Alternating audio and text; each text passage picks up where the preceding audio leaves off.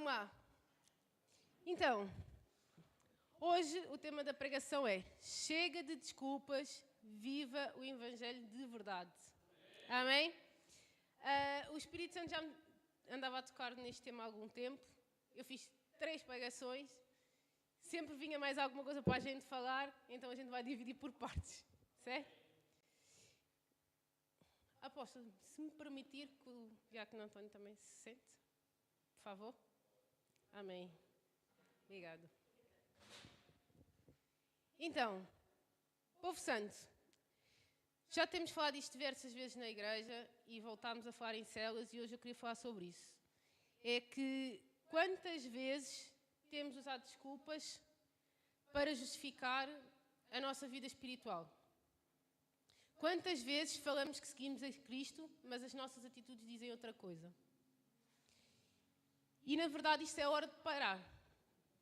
Porque isto é viver o Evangelho pela metade.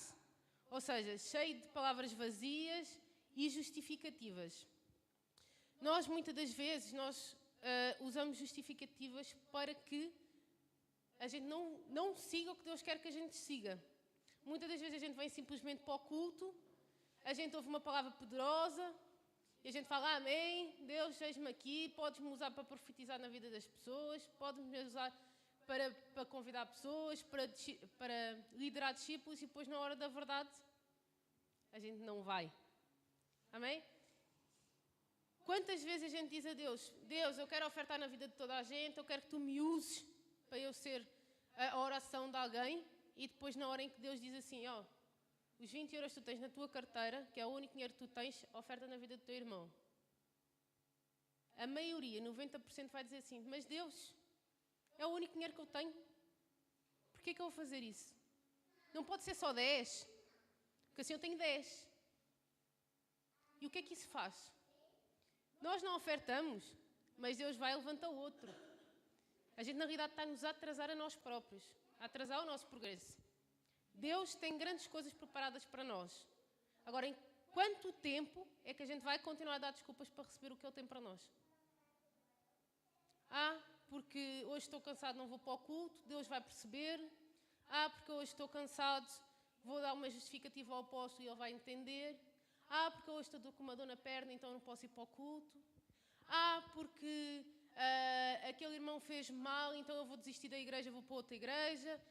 Porque o apóstolo é isto, porque a pastora é não sei o quê. Porque eu pedi ajuda e ninguém me ajudou na hora. Então tudo serve de desculpa para que a gente não siga realmente o nosso propósito. Será que nós já parámos para pensar que quando Jesus estava na sua caminhada, já sabia que ia ser crucificado? Algum momento ele deu desculpa para seguir o propósito que o Pai lhe deu? Mas ele teve todos os motivos. Ele foi chicoteado, ele foi cuspido, ele foi maltratado. Ele não chegou ali e disse assim: não, Pai, eu fui chicoteado, mas eu agora não vou para a cruz, porque vai doer, porque eu estou cansado. E porquê é que nós temos que fazer isso? Nós somos a imagem dele. Que exemplo é que a gente vai dar às pessoas lá fora se nós vivemos um evangelho de desculpas? Que exemplo eu vou dar ao meu filho se eu não venho ao culto? Que exemplo é que eu vou dar ao meu filho se quando um irmão me diz alguma coisa eu chego lá e maltrato ou xingo? O meu filho vai dizer: então, mas espera, tu andas na igreja, mas quando alguém te faz alguma coisa tu retrucas de outra forma. E ele vai dizer: então, mas para que é que eu vou para lá? Eu não me lembro quem foi que falou, acredito que seja o apóstolo que tenha mencionado aqui, daquele filho que foi para a igreja e disse que gostava do pai da igreja e queria ficar sempre na igreja, porque o pai em casa não era aquela pessoa. Então ele envia um evangelho pela metade. Porque quando ele chegava em casa era outra pessoa. Mas se calhar quando chegava à igreja, levantava as mãos: eu tenho mansidão, eu tenho amor. E depois em casa batia se calhar no filho. Então, nós não podemos continuar a usar desculpas no Evangelho e viver o Evangelho pela metade.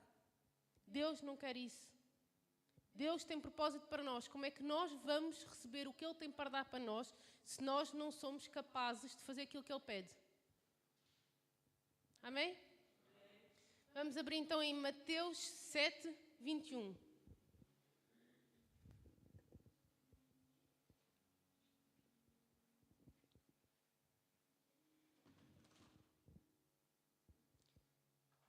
nem todo aquele que diz a mim, Senhor, Senhor, entrará no reino dos céus.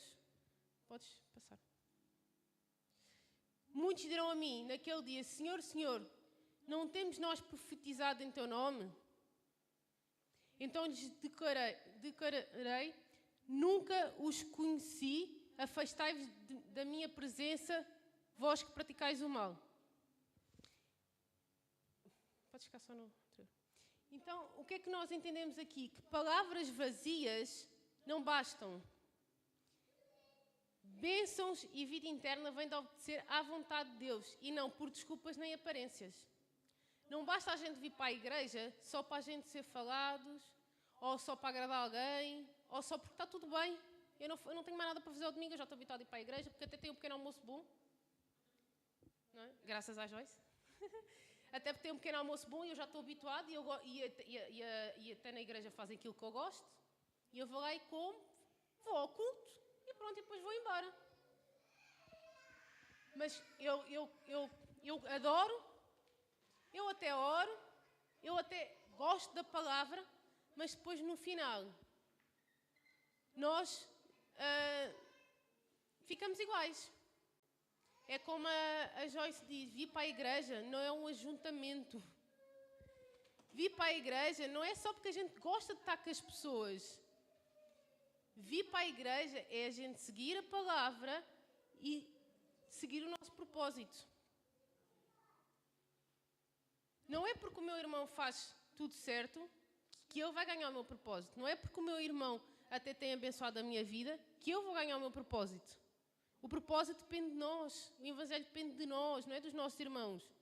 Eu até posso estar rodeada de pessoas abençoadas, até posso estar rodeada de pastores, diáconos, profetas. Posso estar rodeada de pessoas que estão a seguir o Evangelho e estão a cumprir o propósito deles. Mas se eu não seguir, eu não vou ter o meu propósito.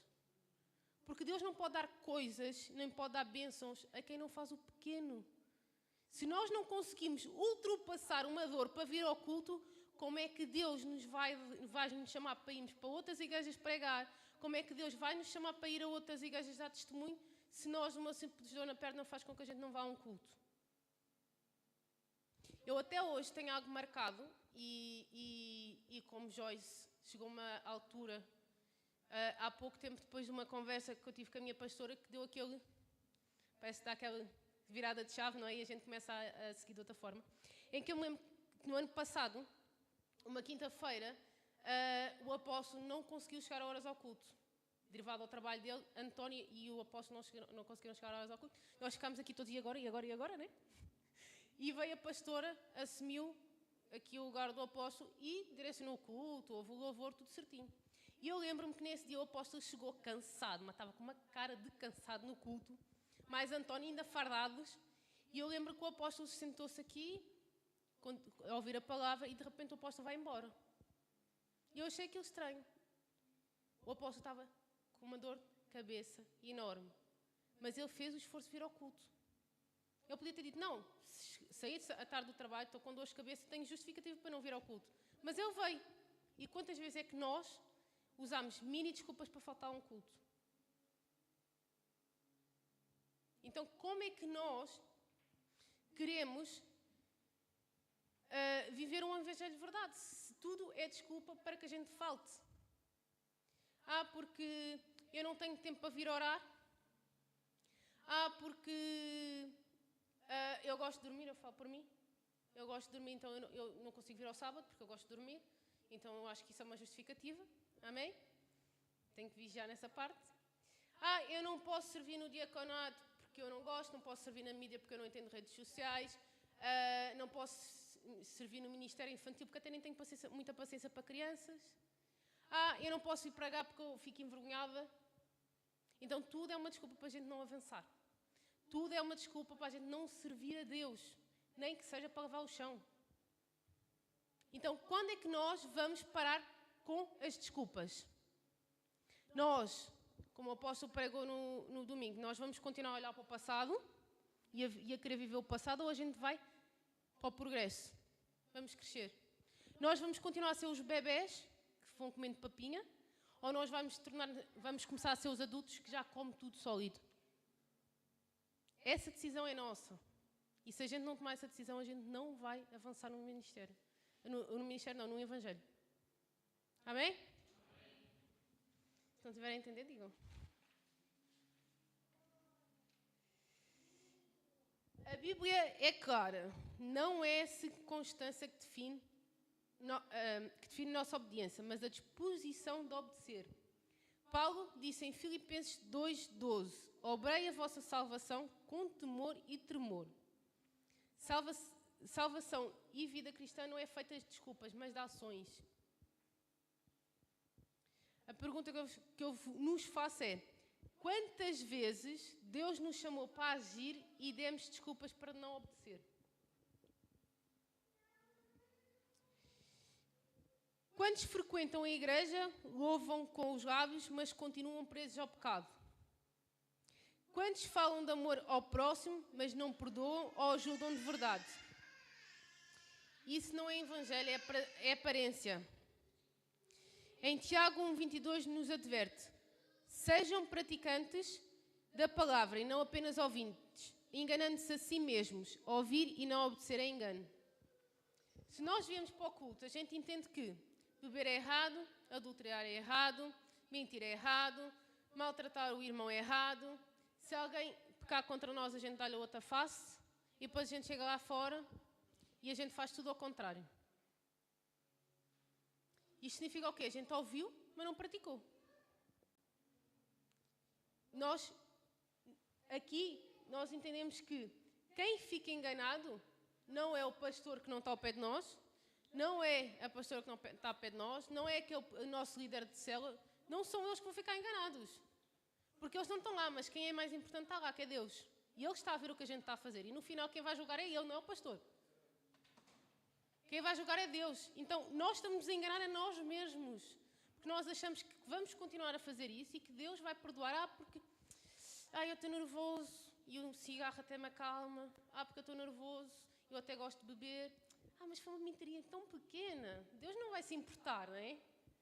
E depois no final chegamos no julgamento e Deus manda-nos: aparta-te daqui. De quem foi a culpa? Foi de quem liderava a igreja? Foi de quem liderava a célula? Foi quem nos chamou para o ministério? Não, a culpa é nossa, porque nós vivemos uma vida cristã de desculpas e de desobediência. Então está na hora da gente entender realmente o que é o Evangelho e praticar, não só vir para o culto a ouvir. Amém? Estamos a viver o Evangelho ou estamos apenas a parecer como cristão? Porque muita gente lá fora diz que é cristã. Muita gente lá fora diz que conhece a Deus, pratica a palavra de Deus. Mas nós sabemos que na realidade eles não praticam. Eles só dizem que são cristãos porque hoje em dia virou moda ser um título. Sou cristão, eu até vou para a igreja, mas sou cristão, está tudo certo. Mas não, deixar de beber não. Porque Deus diz na Bíblia, transformou a água em vinho. Sempre vai haver uma desculpa para a gente não cumprir o que é para cumprir. Agora, nós vamos seguir o Evangelho ou vamos continuar com as desculpas? Desculpas nos afastam da bênção. Deus não se impressiona com justificativas. Ele se impressiona com obediência. Quando vivemos o Evangelho com desculpas, não avançamos. Deus quer nossa entrega total, nosso sim, sem restrições. Vamos lá. Quando a gente é casado com alguém, nós queremos que o cônjuge se dê totalmente ao casamento, se esforce totalmente no casamento, ou se ele der só metade, está tudo bem. Tem que se esforçar todos os dias para o casamento. Claro, somos falhos. O importante é que a gente aprenda com o nosso erro a melhorar. Mas a gente não pede metade. O nosso filho, a gente manda ele fazer alguma coisa, a gente quer que ele obedeça pela metade ou a gente quer que ele diga sim e obedeça por completo. Então porquê é que nós podemos achar normal a gente chegar aqui, eu entrego a minha vida a Jesus, é o único Senhor e Salvador, e depois vamos vivendo conforme vai dando? Deus não quer isto, Ele quer um sim verdadeiro, um sim com o corpo e a alma, em que nós vamos renunciar tudo o que a gente tem para renunciar. Quando o apóstolo lançou a vigília, Eu lembro que a gente estava no boliche e a primeira coisa que eu virei para a pastora foi: "Oh pastor, mas eu gosto de dormir cedo, eu não aguento acordar a noite inteira." E ela respondeu-me: "No mundo tu aguentavas." Por acaso no mundo também não aguentava. Normalmente a gente ia para o bar 3 horas da manhã, estava em casa. Mas porquê que no mundo eu achava normal estar às 3 horas da manhã num bar, ou às 2 horas da manhã, achava normal depois de um dia de trabalho ir para um bar, e eu não posso fazer um esforço para vir à meia-noite para aqui orar, estar na presença de Deus? Se eu tenho tido tantas bênçãos ao longo da minha vida e eu já provou o quanto Ele é bom, porquê que eu não posso fazer esforço? Existem tantas possibilidades para fazer para isso. Olha, vai ter energético, vai ter café, vai ter o apóstolo para cutucar o povo. Amém? E acima de tudo, eu tenho a vantagem hoje em dia que eu trabalho de casa. E eu, em vez de arranjar desculpa, eu posso chegar ali e dizer: "Não, mas 5 horas eu vou descansar um bocadinho antes de ir para a igreja e vou vir para a igreja plena." Mas não, a primeira reação foi o quê? "Não, mas eu não gosto de dormir. Eu gosto de dormir, não vai dar certo." Porque a nossa atitude logo é: "Desculpa." E o Espírito Santo cutucou: "Minha filha, vamos lá. Como é que tu queres crescer e queres um dia ser talvez uma pastora e depois a seguir não aguentas nem uma vigília?" E depois, no dia em que às 3 horas da manhã uma discípula me ligar: "Pastor ou profeta, preciso da sua ajuda." Eu vou dizer: "Não, espera aí, espera até às 7 da manhã porque eu gosto de dormir." Nós vemos uma passagem na Bíblia, agora não me recordo o capítulo nem o versículo, em que Jesus vai orar e os discípulos dele, ele pede para guardar e eles ficam a dormir. E hoje em dia, quem nós somos? Somos Jesus ou a gente é os discípulos? Porque a maioria das vezes a gente é os discípulos, ele pede para a gente fazer as coisas, mas a gente continua a dormir. Como é que nós chegamos ali e dizemos assim: "Ah, Deus, as minhas finanças estão tão apertadas. Ah, Deus, povo, eu queria tanto aquele carro. Ah, Deus, eu queria tanto aquela coisa. Onde estás tu?" E Deus vai lá e até faz aquilo que a gente lhe pede, mas depois a seguir Deus diz assim: "Minha filha, estás a ver isto que tu gostas muito? Dá a outra pessoa." Imaginem o que é receberes aquele relógio que tu tanto estás à procura, e aquele relógio que foi super caro, foi, sabem, aquela economia que tu guardaste muito tempo para comprar, e de seguida, no primeiro dia que tu usas, o Espírito Santo vai lá e diz: "Dá à tua irmã." Quantos vão enrolar para dar? "Ah, porque eu juntei tanto dinheiro para conseguir obter este relógio. Ah, porque eu gosto tanto deste relógio, eu pedi há tanto tempo. Porquê que eu vou ter que dar à minha irmã? Não posso dar outra, não posso dar a mala, não posso dar isto." E eu acredito que Deus vai em cima pensar assim: "Então, mas ainda ontem tu me pediste isto e eu fiz, porque é que tu não és capaz de fazer isto?" Coisas simples. Deus pede para tu orares por uma pessoa. "Ah, não, Deus, mas eu não o conheço. Porque como é que eu vou orar se eu nem sei nada da vida dele?" Mas alguma vez Deus nos pediu alguma coisa sem estar ao pé de nós para a gente ir lá? Alguma vez Deus nos mandou orar por alguém sem o Espírito Santo nos dar as palavras para a gente dizer? Nós não vamos por autonomia. Nós não vamos porque nós sabemos tudo. Nós vamos porque fomos direcionados. E se nós fomos direcionados pelo Espírito Santo, nós vamos ser capacitados para fazer o que Ele pediu. Nós não vamos orar por alguém e a gente vai dizer aquilo que a gente acha que tem que dizer. O Espírito Santo vai dizer e vai nos dar as palavras que a gente vai ter que dizer. Mas muitos têm medo de ir. "Ah, não, porque eu não sei, eu não sou capacitado, eu não sei falar, eu sou novo no Evangelho." Mas Deus algum momento perguntou alguma coisa? Ele nunca perguntou se tu eras novo, se tu sabias falar, se tu eras um diácono, se não eras um discípulo, se tu eras um pastor. Ele não te perguntou nada disso. Ele disse: "Vai lá." Ele deu-te uma oportunidade. Se nós não fazemos o pouco, como é que nós queremos que Ele nos use para o muito? Amém? Não precisas pôr. Em Mateus 5,16 diz assim: "Assim brilhe a luz de vocês diante dos homens, para que vejam suas boas obras e glorifiquem ao Pai de vocês que está nos céus." Se nós vivemos o nosso dia-a-dia usando desculpas, usando justificativas para fazer as coisas, como é que nós vamos ser exemplo de Deus para alguém? Como é que nós podemos chegar a uma célula e um culto e dizer assim, Deus é amor? E depois, na primeira oportunidade que alguém do nosso lado, um irmão, um visitante, precisa de amor, a gente chega para lá. Nós não estamos, na realidade, a ser a imagem de Deus para os outros. O Espírito Santo alertou-me aqui a um assunto. E nós, basicamente, é só pessoas da igreja, não tem problema nenhum. Nós temos que ter a capacidade de nós fazermos as coisas sem nós olharmos para o que os nossos irmãos fizeram.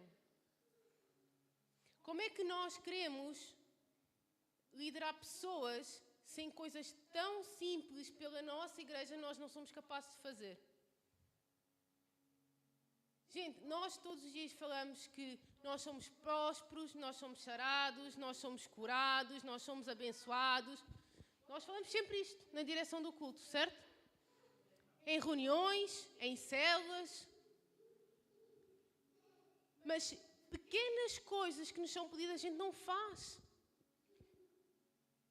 E que pequenas coisas são estas? O pastor Demas fez uma coisa muito simples. Amém? Não sou eu que estou falando. É o Espírito Santo que está a me guiar. O pastor Demas fez uma coisa tão simples. Ele levantou uma oferta para que pudéssemos modificar as cadeiras da igreja. Porque, como podem ver, existem umas cadeiras diferentes das outras.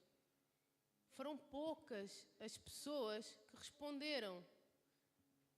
Gente, muitas das pessoas provavelmente ainda nem sabem como é que vão ofertar aquilo, mas o importante é que nós temos fé, nós sabemos o Deus que nós temos e na hora vai chegar.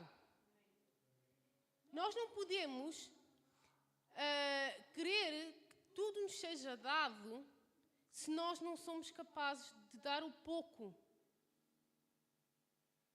Como é que nós queremos que Deus nos dê bênçãos se nós não conseguimos abençoar a casa dele? Como é que nós gostamos muito, porque a bateria é boa, porque a mesa de som é boa, porque um telão aqui até fica bom, amém? A gente tem a fé, mas e na hora em que Deus levanta a oferta? O pastor Demas provavelmente foi guiado. Agora eu pergunto-vos, Deus pede para vocês ofertarem 25 euros na casa dele, mas depois falta-vos 100 euros para pagar a vossa conta e vocês vão dizer, Deus, ajuda-me, mas vocês não ajudaram quando foi preciso. Então nós temos que entender que o Evangelho não é a gente falar da boca para fora, porque da boca para fora falam os que estão lá fora, os que estão no mundo. Do mundo falam da boca para fora. Do mundo a gente ouve toda a gente a dizer que a igreja é só pedir dinheiro, a gente ouve tudo isso. Mas como é que nós falamos tantas coisas boas e depois a seguir nas pequenas coisas que nos são despedidas a gente não cumpre? Então nós temos que realmente não só ouvir, não só falar da boca para fora, mas sim fazer, agir, ação. Como é que nós vamos conseguir ter no campus IAR Sintra? Não vai ser preciso 10 cadeiras, porque aquele espaço vai levar 5 mil, 10 mil pessoas. E as ofertas naquele momento não vão ser 25 euros, vão ser mais. Mas se a gente não consegue ofertar numa igreja tão pequena, como é que a gente vai ajudar no grande?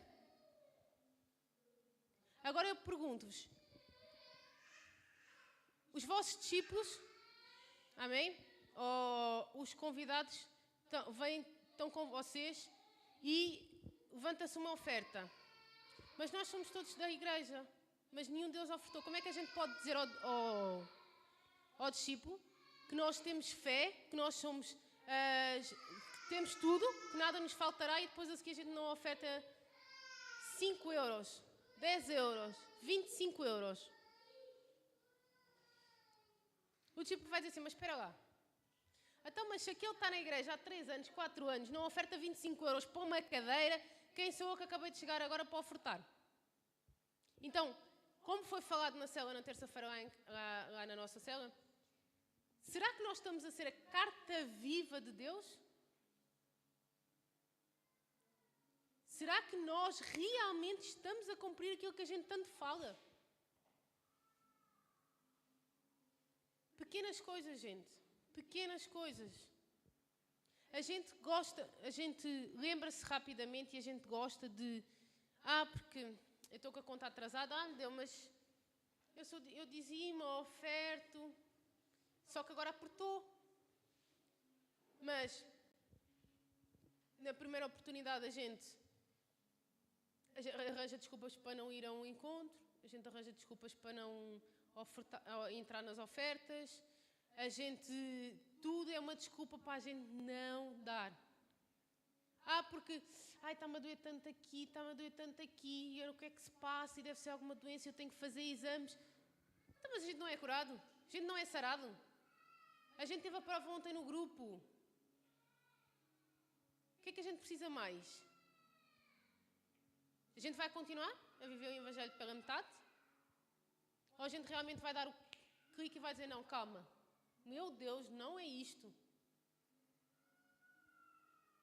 Eu não me contento com estas cadeiras vazias.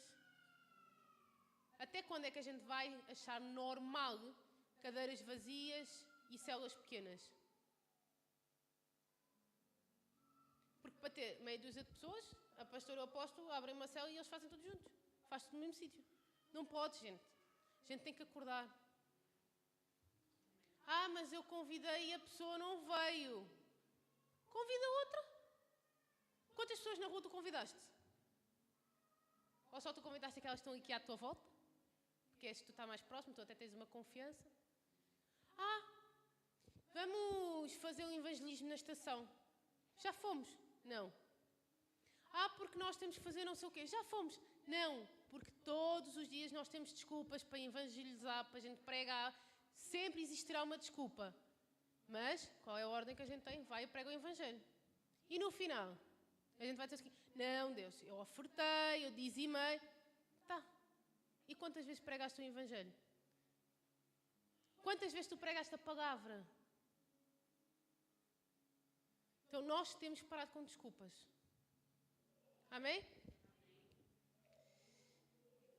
Quantas vezes já deixámos de receber uma bênção porque estivemos mais preocupados em arranjar desculpas? Quando eu estava a fazer esta pressão, eu lembrei-me do pastor Will. É o Will, não me engano. Que ele falou connosco que ele era para ter ido há 2 anos para São Paulo. E ele não foi na altura. Se não me engano, acho que era São Paulo. O que acontece? Ele tinha bênçãos para receber naquela época. E ele não foi. No ano a seguir ele foi. E as bênçãos chegaram. O que aconteceu? Ele só atrasou a bênção que era dele. Porque ele arranjou alguma desculpa para não ir. Então, quantos de nós é que já perdemos bênçãos por desculpas?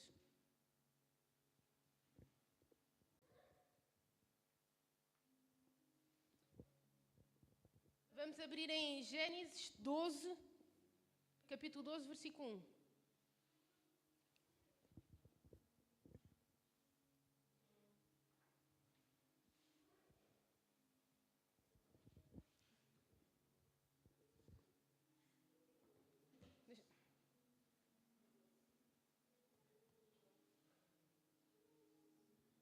Todos abriram?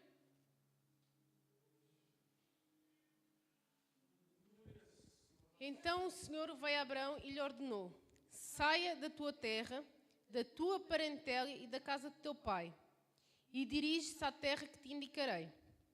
Eis que farei de ti um grande povo, eu te abençoarei e engrandecerei teu nome. Serás tu uma bênção. Abençoarei os que te abençoaram, amaldiçoarei aqueles que te amaldiçoaram. Por teu intermédio abençoarei todos os povos sobre a face da terra. Então partiu Abraão, como o orientara o Senhor, e Ló o acompanhou. Abraão tinha 75 anos de idade quando saiu das suas terras de Harã. Então nós aqui podemos ver que Abraão seguiu a ordem de Deus. Mas Abraão era rico. Em momento nenhum a gente vê Abraão a dizer assim: e as minhas coisas? E o que eu vou perder? Abraão em momento algum questionou Deus. Ele não usou a riqueza dele para dizer: mas vou para onde? Mas eu não sei o que eu tenho que fazer.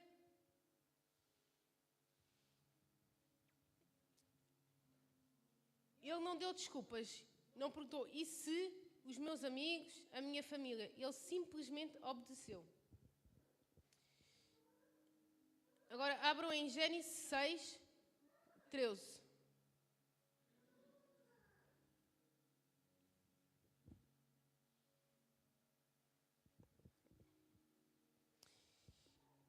Então declarou Deus a Noé: eis que darei fim a todos os seres humanos, porquanto a terra encheu-se de violência por causa deles.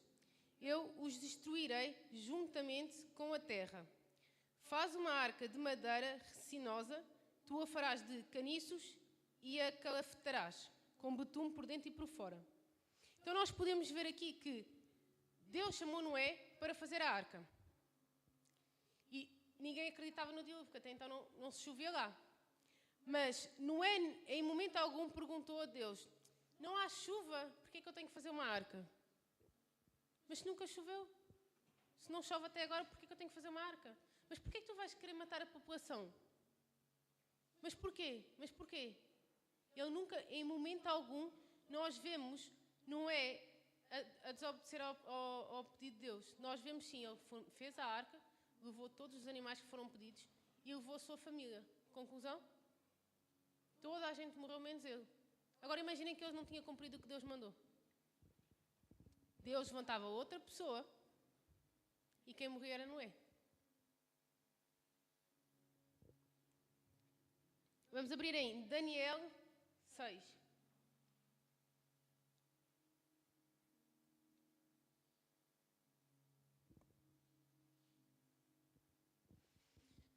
Assim, aqueles supervisores e os satrapás, de comum acordo, foram conversar com o rei, dizendo: ó rei Dário, vive para sempre. Eis que todos nós, supervisores reais, prefeitos, satrapás, conselheiros e governadores, estamos concordes em rogar que o rei deva baixar um edito, ordenando que todo aquele que orar ou fizer petição a qualquer Deus ou a qualquer ser humano nos próximos 30 dias, excetuando a tua pessoa, ó majestade, seja atirado sumariamente à cova dos leões. Agora, pois, ó rei, se estás de acordo, emite o decreto e assina o edital, a fim de que o mesmo nunca mais seja mudado, conforme a lei dos medos e dos persas, que uma vez sancionada não se pode revogar jamais. Então, diante do parecer daqueles conselheiros, o rei Dário deferiu e assinou o decreto. Assim que Daniel soube que esse decreto do rei havia sido proclamado, foi para casa, para o seu quarto, no andar de cima, onde as janelas davam para Jerusalém, e ali orou como costume. Fazer cotidianamente, 3 vezes ao dia. Ajoelhou-se, rogou e deu graças diante do seu alado Deus. E no seguimento aqui deste capítulo nós sabemos que viram Daniel ajoelhado a orar e ele foi tirado à cova dos leões. E foi salvo por Deus. Em momento algum nós dissemos assim, em momento algum nós vemos Daniel deixar de adorar, deixar de ter aquela rotina ajoelhado a orar para o nosso Deus, só porque ele iria ser atirado à cova dos leões. Isso não foi motivo para o parar. Agora, quantas vezes é que muitas das vezes a gente está lá fora com pessoas do mundo e nós deixamos de falar do nosso Deus ou temos vergonha de falar do nosso Deus porque vamos ser julgados, vamos ser perseguidos, vamos ser maltratados, vamos ser humilhados? Ou nós fazemos com Daniel. A pessoa está a falar do nosso Deus, mas nós contamos: não, Deus é bom, a palavra diz isto. Eu hoje tive uma situação com uma pessoa que eu estava a falar e ela virou-se para mim e disse-me assim: eu não consigo acreditar na igreja. E eu perguntei porquê. Essa história dos dízimos, das ofertas, quem me garante a mim que a pessoa que está lá não desvia dinheiro? E a pessoa ficou a olhar para mim e eu falei: olha, primeiro, tu dás dinheiro a tanta gente que rouba, e nunca reclamaste. Segundo, são pessoas de Deus. Nós não roubamos. Terceiro, porquê que tu não vais lá fazer uma visita? Aproveitas e vês. E se tu tens tantas dúvidas, tu tens de conhecer as pessoas que estão na igreja. Tu não podes duvidar de quem lidera uma igreja só porque tu achas que as pessoas roubam. E a pessoa fala, mas eu não consigo acreditar naquilo que tu dizes. Eu disse, olha, tu achas quem é que paga o pequeno almoço como ao domingo? Quem é que paga o ventilador? Quem é que paga a água para eu beber? Quem é que paga o papel higiênico que está na casa de banho? Ah, mas mesmo assim, quem me garante que não desviam alguma coisa? E aquilo a gente foi rebatendo. Eu disse, não, porque as pessoas estão assim, se tu quiseres, os nossos pastores têm todo o gosto de mostrar o que entra, o que sai, eles não têm problema nenhum em esconder nada, a gente só não vê porque a gente não quer. Ah, mas mesmo assim... Eu falei, sabes qual é o teu problema? É que tu não conheces a palavra. Sabes qual é o teu problema? É que tu vives de achar. Ah, mas eu não acho normal dar 100 euros, devolver 100 euros para a igreja. Tá, e tu achas normal pagar 150 num restaurante lá fora? Ou tu achas normal fazeres uma festa para o teu filho e gastaste 300 euros? Ah, mas tu não achas normal devolver 100 euros para a igreja? Agora, quantos de nós, em situações destas ou parecidas, fechamos a boca? Porque a gente vai entrar num debate. Mesmo a gente saber que tem razão, a gente vai se calar. Ah, mas, sabe, pastor, eu não falei porque senão a pessoa ia ficar chateada. Desculpa. Ah, eu não falei porque era um estranho na rua. Desculpa. Ah, o Espírito Santo disse-me que aquela pessoa na rua estava endemoniada. Eu não fui lá pôr a mão porque eu estava com medo. Desculpas. A gente não é capacitado para curar, para expulsar demónios? Então, é desculpa. Imagina, quando os pastores forem para o Brasil, a gente vai chamar pastores, venham cá, apanhem um avião para tirar este demónio. Ou vamos deixar a pessoa assim, porque eu não tinha cá o meu pastor, então eu não posso fazer. Desculpa. Então a gente tem que parar para pensar e perguntar para nós próprios. Nós somos bebés, precisamos da papinha toda, ou nós somos adultos que já conseguimos mastigar os sólidos?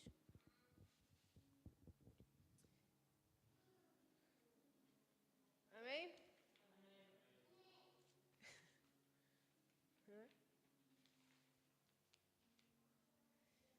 Daniel continuou a orar a Deus, mesmo quando foi proibido pelo rei. Ele não inventou desculpas para se proteger. Confiou totalmente em Deus e deixou-se ser lançado à cova dos leões. Vamos abrir em Esther. Esther 4, versículo 14.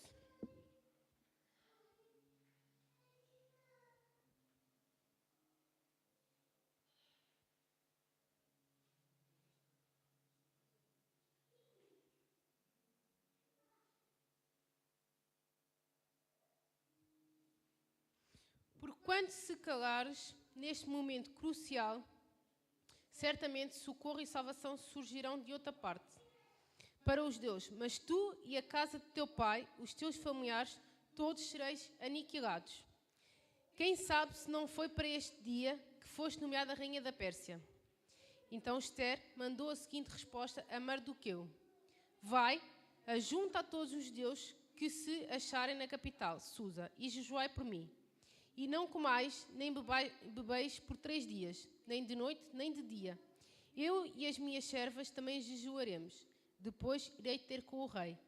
Ainda que esse seja um gesto considerado rebelde e contra a lei, se perecer, por isso pereci. Então nós sabemos que aqui na passagem de Esther, a família de Esther, por ser judia, estava destinada até então à morte. Mas o que é que Esther fez? Esther chegou, sabiamente, ela preparou um banquete para o rei e conversou com o rei. E conseguiu salvar o povo dela. Mas em momento algum, ela sabendo que era errado, ela de certa forma estar contra a lei, ela em momento algum ela desistiu do povo dela. Ela em momento algum pensou, mas e se eu levar a mal eu posso morrer? E se... E ela conseguiu. Agora, nós temos sido sábios o suficiente como Esther para que quando as situações venham, a gente pare, medite e depois sim a gente haja.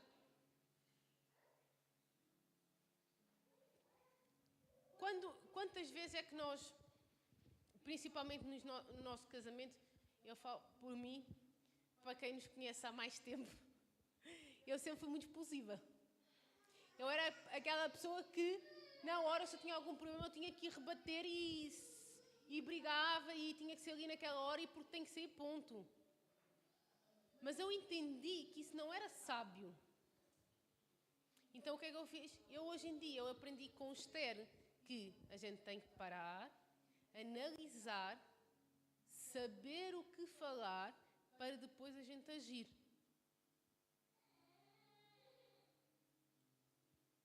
Porque não podemos, e neste caso eu não poderia usar a desculpa de, como eu usava muito bem, não, porque o povo português é assim, né? O povo português é bruto, o povo português é frio, e por isso é que eu sou assim.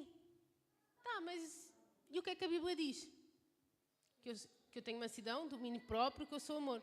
Então, mas se eu sou bruto e frio, eu não tenho nada disso. Mas eu tinha a desculpa perfeita, porque o meu povo é assim. Amém? Vamos ver Paulo. Sim, rapidamente, não precisam de abrir. Paulo, nós conhecemos Paulo, que durante a caminhada dele, ele enfrentou desde prisões, naufrágios, perseguições e ainda assim declarou que a vida dele não era tão preciosa como o Evangelho. Agora, quantos de nós achamos a nossa vida mais preciosa do que o Evangelho? Mas Paulo tinha tudo para ter desculpa. Porque eu sofri um naufrágio. Porque eu já fui preso. Não, mas se eu fui preso e sofri um naufrágio, onde é que estava Deus nessa hora? Então é porque ele não é verdadeiro. Então é porque. Nós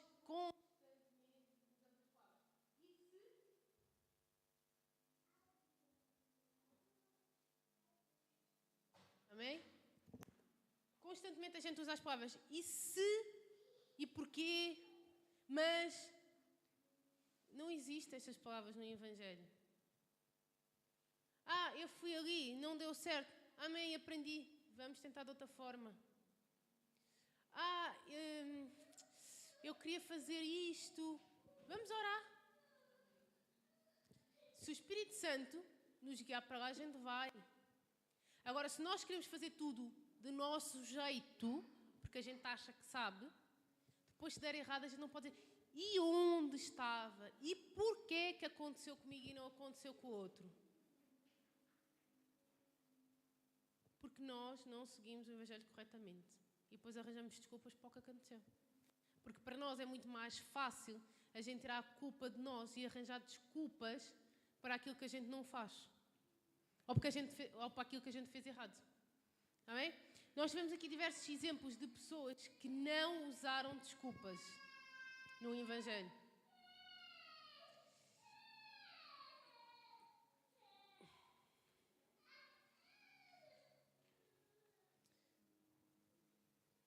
Nós temos aqui rapidamente, vamos ver aqui só algumas pessoas que usaram desculpas durante o Evangelho e que atrasaram bênçãos na vida dele.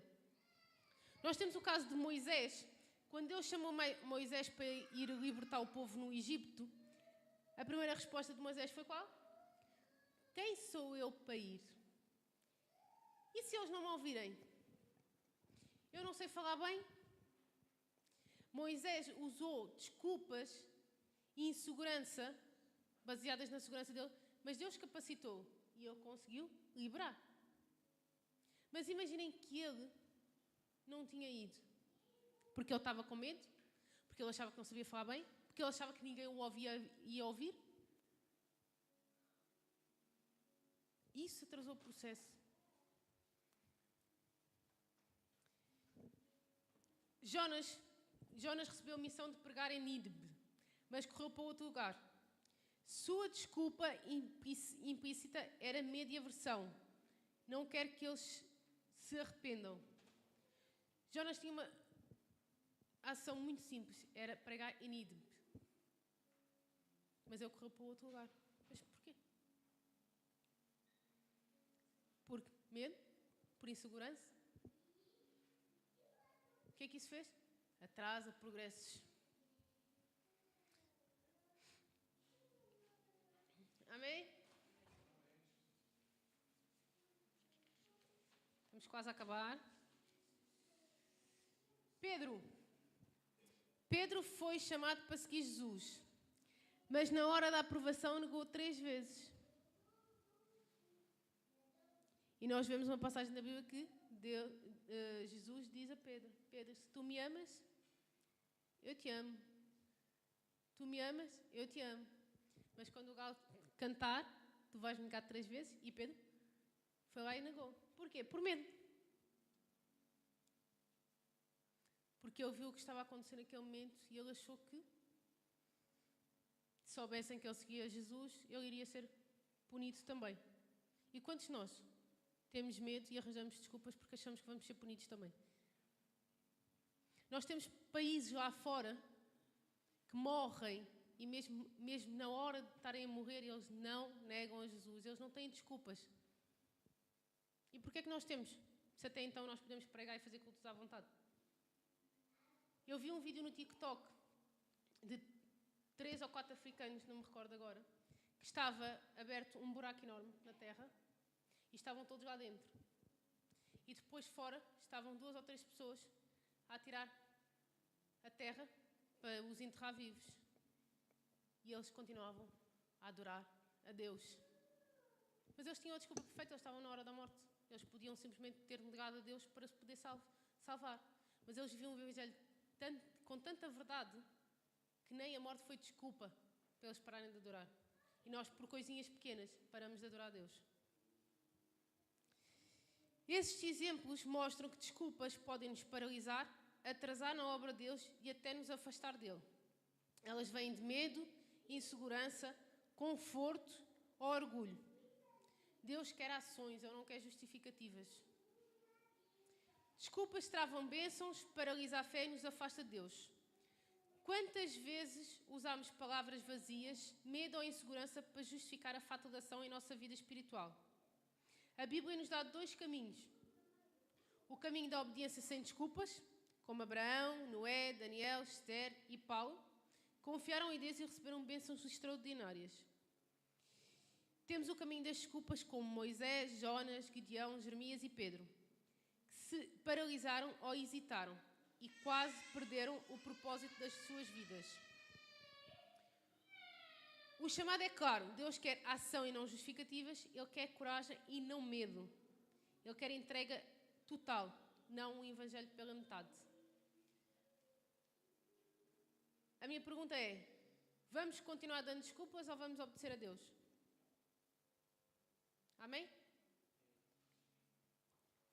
Amém, povo santo? Amém. Podem ficar de pé.